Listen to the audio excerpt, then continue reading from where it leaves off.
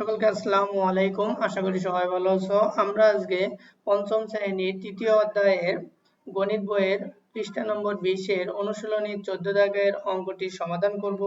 সবাই মনোযোগ সহকারে দেখো এবং শোনো এবং খাতায় তুলে নাও।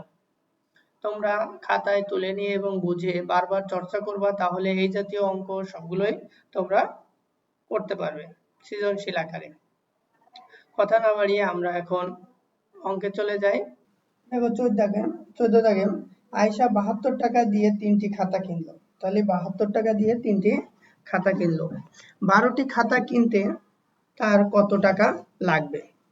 তাহলে 3টা খাতা যদি 72 টাকা দিয়ে কেনে, তাহলে আমাদের আগে একটি খাতার দাম বের করতে হবে, তারপরে 12টি খাতা, তাহলে আমরা সহজেই বের করতে পারবো।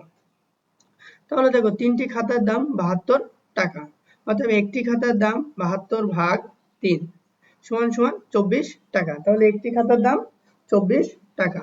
তাহলে 12টি খাতার দাম বের করব। 12টি খাতার দাম, যেহেতু একটি খাতার দাম 24 টাকা, তাহলে 12 দিয়ে গুণ দিলে আমরা 12টি খাতার দাম পেয়ে যাব। তাহলে দেখো 24 গুণ 12 টাকা সমান সমান 288 টাকা।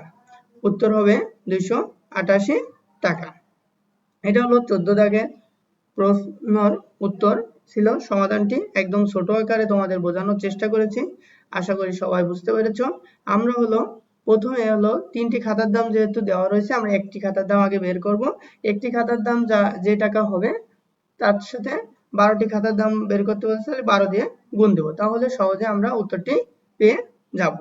এটাই ছিল অঙ্ক। সবাই ভালো থাকো, সুস্থ থাকো। আল্লাহ হাফেজ।